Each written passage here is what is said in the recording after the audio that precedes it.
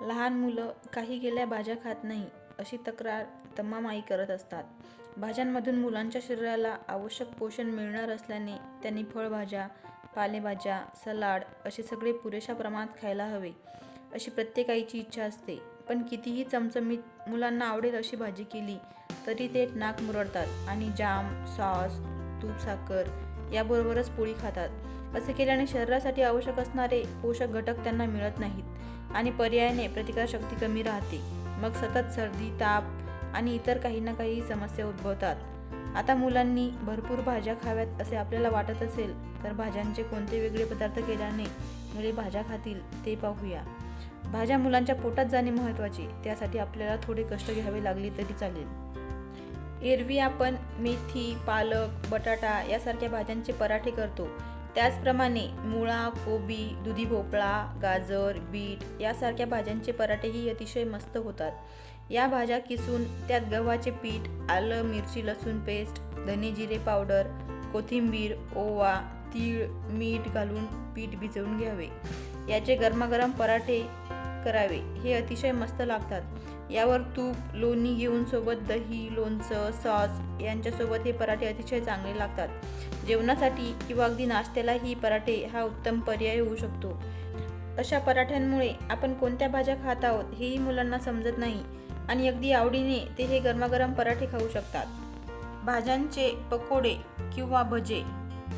Flower, कोबी, ढोबळी मिरची, घोसाळे, पालक, गाजर यासारख्या भाज्या थोड्या मोठ्या आकारात कापून त्याचे भज्यांसारखे पकोडे करता येतात.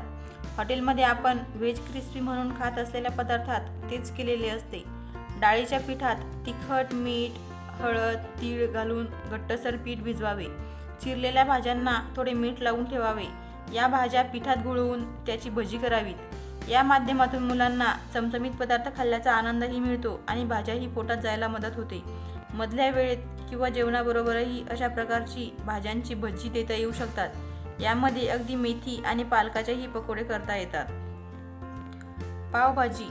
पावभाजी म्हणजे त्याच्यासोबत बटर, पाव असे सगळे पाहिजे असे आपल्याला वाटते. पण गाजर, दुधी भोपळा, बीट यासारख्या काही भाज्या घरात असतील आणि मुलांनी या भाज्या खाव्यात असे आपल्याला वाटत असेल तर या भाज्या शिजवून बारीक करून त्यात कमी प्रमाणात बटाटा घालून पावभाजीचा मसाला घाला आणि ही पावभाजीची भाजी तयार करा. मुलांना यामध्ये आपण कोणत्या भाज्या घातल्या आहेत हे लक्षात येत नाही आणि पावभाजीची भाजी म्हणून ते आवडीने खातात. आपल्याही सगळ्या भाज्या खाऊ घालण्याचा हेतू साध्य होतो आणि मुलांनाही यातून भरपूर पोषण मिळते.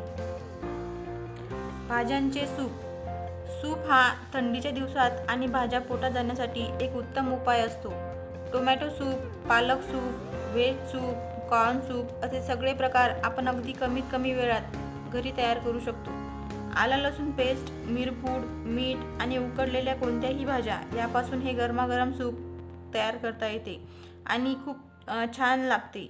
लहान मुलांपासून तर मोठ्यांपर्यंत सगळे हे सूप अतिशय आवडीने पितात. तसेच थंडीच्या दिवसात घशाला गरमागरम सूप प्यायल्याने बरे वाटते आणि मुलांना सगळ्या भाज्याही खाऊ घालता येतात. यानंतर आहे टिक्की किंवा कटलेट. मुलं जर भाज्या खात नसतील तर तुम्ही याच भाज्यांचे टिक्की किंवा कटलेट तयार करून मुलांना खाऊ घालू शकता. बीट, गाजर, मुळा, भोपळा, मेथी, फरसबी, कोबी, मटार अशा सगळ्या भाज्या उपलब्ध असतील. त्या भाज्या उकडून किसून घ्याव्यात. त्यात आलं, मिरची, लसूण पेस्ट, उकडलेला बटाटा, कोथिंबीर, लिंबू आणि चवीला थोडीशी साखर असे घालून ते मिक्स करून त्याचे कटलेट करावेत. ब्रेडच्या चुऱ्यात हे कटलेट घोळवून ते शॅडो फ्राय करावेत किंवा डीप फ्राय करावेत. ब्रेडसोबत किंवा नुसतेही हिरवी चटणी आणि सॉस यांच्यासोबत हे कटलेट खायला अतिशय मस्त लागतात आणि असे हे वेगवेगळे पदार्थ तयार केल्यामुळे मुलेही हे आवडीने खातात.